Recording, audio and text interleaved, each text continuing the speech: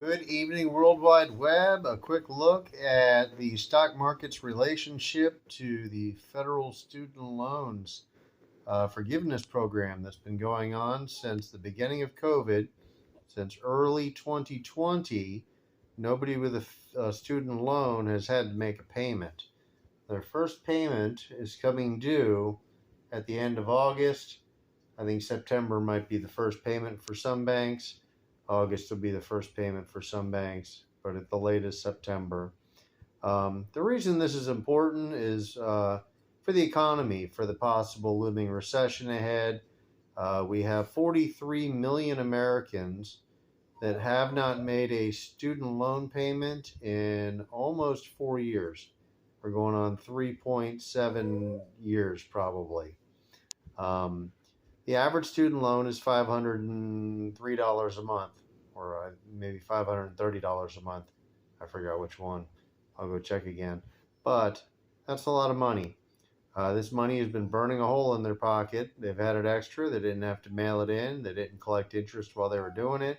They were definitely able to stimulate the economy much more. Each individual had an extra 500 bucks times 43 million people. Now, the day is coming where they're going to need to start making their payments. Did they go buy a car? Did the rent go up? Did the rent double? Has the reason that food's been affordable for these people been easier for them because they had an extra 500 bucks? Anyhow, I would say that a lot of these people found other things to do with their money and stimulated the economy, probably caused a lot of inflation along the way. This is probably going to cause inflation to go down. It's also going to cause a possible recession as 43 million Americans maybe won't be able to pay their rent anymore and the student loan. They might default on the student loan, they might default on the rent. Here's the breakdown. The majority of student loan holders are 35 to 49 years old. I don't know if they have enough runway in their working life to be able to even pay this off. People between 50 and 61 shockingly have 282 billion. The majority is 25 to 34 years of age at $500 billion. The number of borrowers are the most at the 26 to 49-year-old level at 14 something million. So that's our middle life people are mostly the ones getting student loans. Let's hope they got it in something good that'll get them a good job. Now, there are 13 million job vacancies in this country. We can expect a large chunk of this crowd to be going back to work probably in September. They probably spent 2020 and 2021 maybe getting 500-600 a week for the free unemployment for 2 years, and maybe 1,000 a week. They might have been doing pretty good. Getting the unemployment, 1,000 a week, and not paying their student loans. Life was probably pretty good. They probably saved up a lot of money. They probably got good credit. Their credit cards are slowly filling up, and their student loans are about to come due. So I sense a tremendous decrease in spending, eating out, Walmart, Target, everywhere people shop.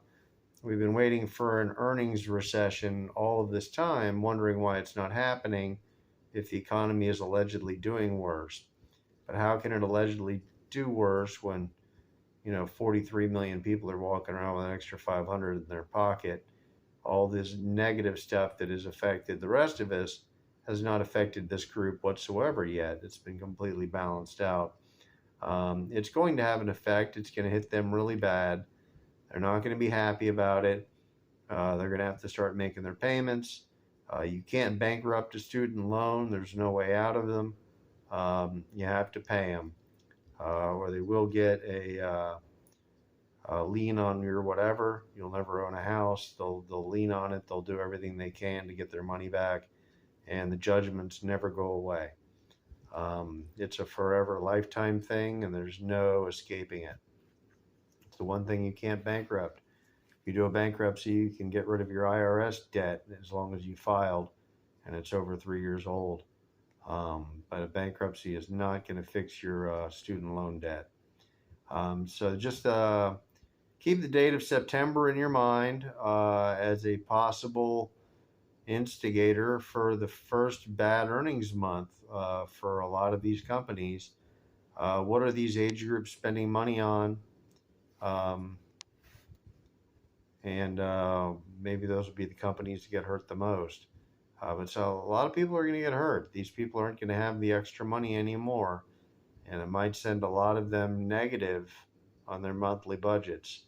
They might be canceling their cable, canceling their Netflix, canceling this and canceling that, and having to finally buckle down like the rest of us probably did 2 years ago. Um, I had to get rid of lots of stuff. I was like, I'm not paying for all this food. Somebody's going to have to help me, and that's going to be Netflix, and that's going to be my Sling TV. Had to watch Air TV for a little while.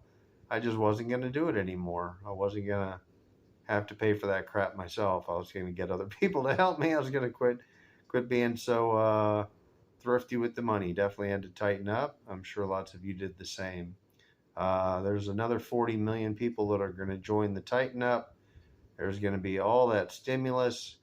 Talking 40 million times 500. I don't even know what that is. That's a lot of stimulus going on monthly.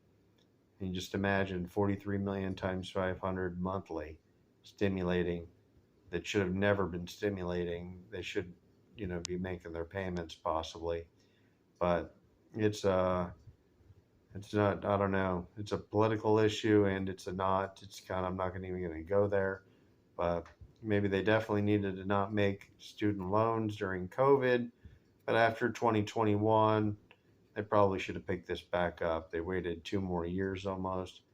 Now the piper is coming, and these people are hopefully preparing for it, and hopefully they will be able to continue to pay their rents, and they probably will drive them into jobs, and those higher paying jobs are going to be in the services sector, not something that you had to get a degree for. I think most of the degree jobs are probably going to be paying less, very possibly, but they're going to be going back to work, and a big job gap is going to get closed. And I mean, a lot of them might already be working, so, but there's probably a big chunk of them that aren't. They got extra money and a lot lower responsibility now. But that's fixing to change. So tough times ahead, probably starting in September for earnings. I'd say fourth quarter is pretty destructive on earnings. And I think a lot of these companies are going to feel it. They're going to feel a big cutback, pullback from this group, and that's going to cause the employees of those companies to lose money, and then they're going to have to cut back, and then more people are going to hurt, and it could be kind of a little bit viral. So for the fourth quarter of this year, I'm putting that mild recession to a full-blown recession getting started. So keep that in mind. That's probably when it's kicking in. I think this is the instigator. Have a wonderful night. Just giving you a timing update. You're probably safe until September. Maybe till October, maybe till November. But it's coming. We're going to hear about this soon enough. Please like and subscribe my channel. We do stock updates just about every day. We do tracking and coverage on a lot of different companies, and we try to introduce new ones all the time. I'm James. Please like my video and subscribe to my channel. Have a wonderful night.